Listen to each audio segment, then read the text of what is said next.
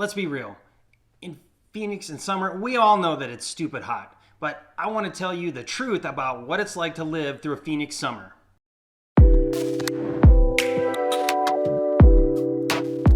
Life in Phoenix during the fall and winter and a good portion of the spring is just fantastic.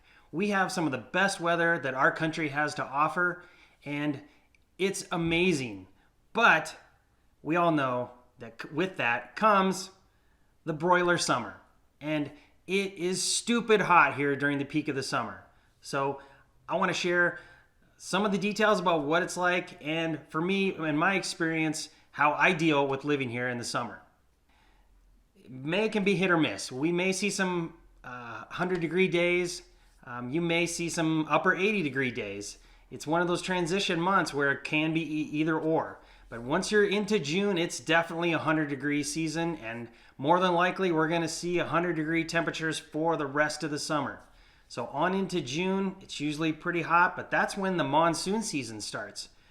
Kicks up, and almost every day you're going to see monsoon storms off in the distance, whether it's south of the valley or north. That's where those storms tend to develop, and they're really cool to see, but it brings with it a lot of humidity, and there can be some pretty violent storms. It's usually not, a monsoon storm is brief and very intense, and sometimes the wind can do damage, and it's not going to last long. Usually you don't get a ton of rain. It may rain for about 15 minutes super hard, but it's not an all-day rain.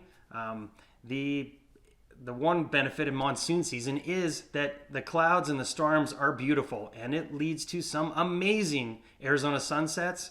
But with that comes some storms and some humidity. So August or so can be one of those months where it's like, everybody says it's the dry heat, but with those monsoon storms comes some humidity. So August is probably peak of the bad weather from a heat standpoint. September is that month that always messes with me. Growing up in Nebraska and living in Colorado for college, I experienced all 4 seasons, and September was that month of amazing weather in Colorado, and the 2 good weeks of weather in Nebraska were always in September. So my brain still has a hard time with that month. In my head, it should be cooling off. I'm watching football games and people are wearing sweatshirts, but it's still 100 degrees, 105 here in September. And it just seems to linger. That, for me, that's the worst part of the summer, is not when it's peak hot, but when it just seems to hang on. And October is that month where things really start to change. It cools off in the evenings, and we start seeing temperatures below 100.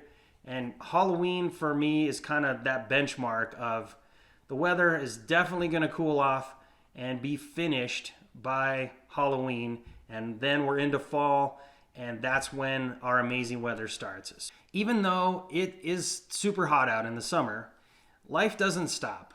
Sure, a lot of times you go from your air-conditioned house to your air-conditioned car to your office or to shopping or a restaurant, but life still goes on. You deal with the heat.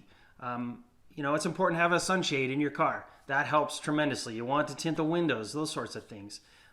But you can still go swimming. You can still enjoy things outdoors. You just have to know what time of day to do it. If you want to go hiking, you got to get up and be started before the sun comes up, because there is a big difference between when the sun is up and when the sun is down. And even in the shade, when it's hot during the day, it does make a difference. And once the sun goes down, that intensity of the sun fades away. And even though peak summer, it's dark and it's hot, but it just doesn't have that same intensity as when the sun is up and beating down on you. So life definitely doesn't stop.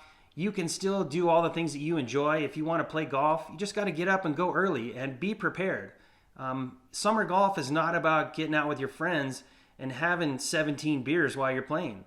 You need to be mindful. You're outdoors, it's hot, you're going to sweat, you need to be hydrating. So same with hiking, you just have to be smart about it.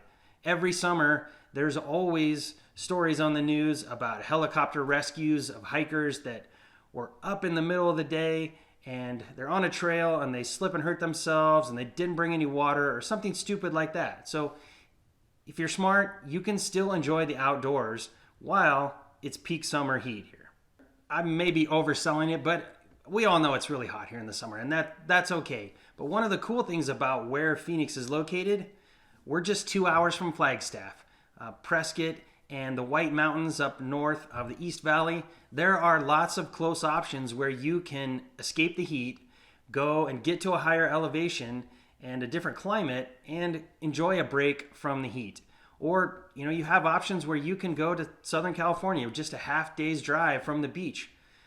A lot of people do escape to Southern California during that time of year. Locals in California refer to us Arizonans that are escaping the heat as zonies. So it's fun to get away and get a break from the heat.